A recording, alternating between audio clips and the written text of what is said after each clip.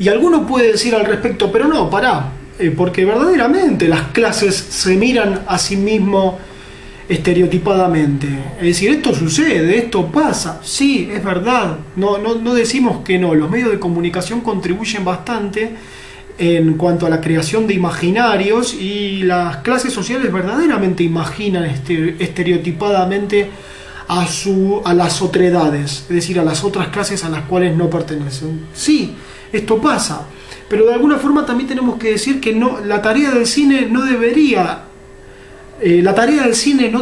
ser reforzar esos estereotipos que se crean día a día por el mal uso de los medios de comunicación, por el mal ejercicio de las redes de intercambio virtual, de las redes sociales, por la propia, si se quiere, la propia construcción clasista que hace que tengamos barrios separados por paredes que justamente no permiten conocer las realidades, como son los countries. Bueno, el cine no debería de alguna forma colaborar con esta construcción, sino que todo lo contrario, porque el cine, con su forma expresiva, con su dinámica fragmentada, con su creación de una continuidad falsa, el cine tiene la capacidad de crear una sensación de continuidad falsa.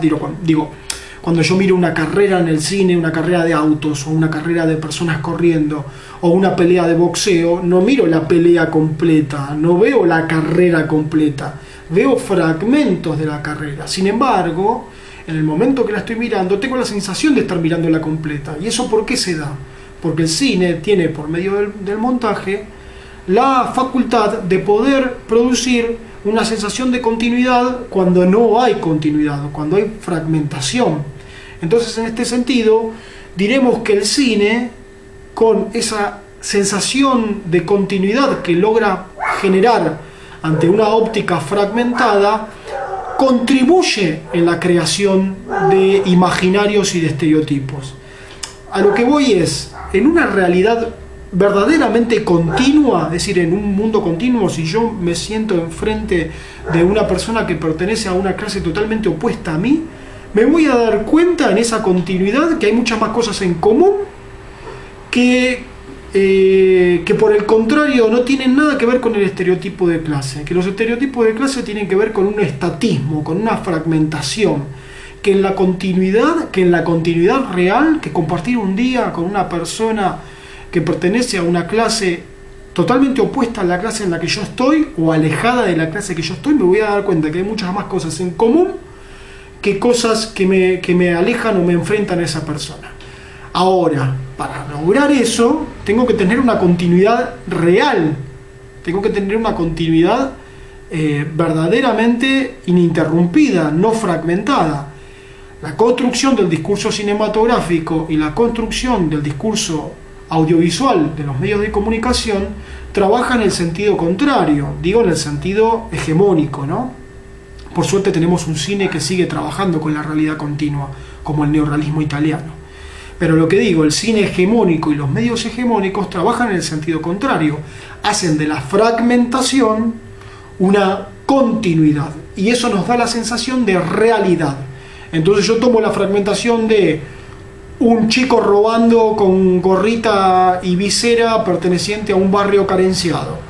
Tengo la fragmentación de una mujer de clase baja que tiene 8 hijos. Tengo la fragmentación de decir que la mayoría de los abortos vienen de las clases bajas. Tengo el hecho fragmentado de decir que el mayor consumo de drogas duras viene de y la mayor circulación del narcotráfico viene de la clase baja. Bueno, tengo diferentes hechos fragmentados que, vistos aisladamente y puestos en una continuidad, me dan la sensación de realidad. Entonces yo me quedo con la realidad. ¿Qué hago? Construyo un estereotipo. Lo que de alguna forma no me permite ver es que si yo me siento enfrente de ese chico que cometió un crimen, o me siento enfrente de esa persona que se droga y comparto un espacio común, real, continuo, me voy a dar cuenta que hay muchas más cosas, modos de expresión y miradas del mundo que me acercan a esa persona, que lo que en realidad yo siento que es lejano. Siento a esa persona como un marciano, marciano en el sentido de Marte.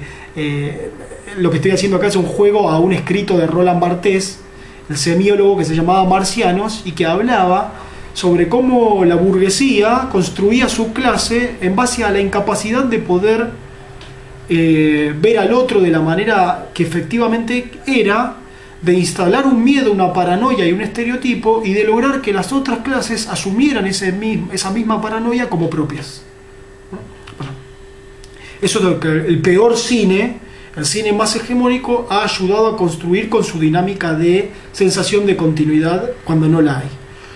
Lo que no debería ser el cine es lo que de algún modo refuerza Parasite. Lo que de algún modo refuerza Parasite es esa sensación de que los estereotipos, el estereotipo de la clase alta y el estereotipo de la clase baja, son parte de la realidad. Porque en realidad lo que vemos son todos momentos fragmentados que están encadenados a través de un montaje y de una sinapsis musical, es decir, de una música que también amalgama, y de un ritmo al estilo de un videoclip que nos hace creer que lo que estamos viendo es real. Y que necesitamos una anomalía tan extraña y tan bizarra y tan improbable como la de una familia viviendo en un subsuelo del subsuelo para realmente tomar noción de cómo es el ordenamiento de clases y a qué clase pertenecemos nosotros, y lo macabro que es el juego de la diferenciación de clases. Bueno, eso es lo que le tenemos que criticar a Wong. Cómo no logra darle un toque de realidad y darle un toque de autosuficiencia accional a los hechos que se plantean, y cómo la familia de la clase baja no logra desarrollar por sí misma una conciencia de clase como sí lograba Eisenstein en el cine soviético. Por eso decíamos que si bien los modus operandis y las técnicas son similares, el uso y la conclusión es distinta. Incluso la mirada de cada director en relación a las capacidades de cada clase son diferentes.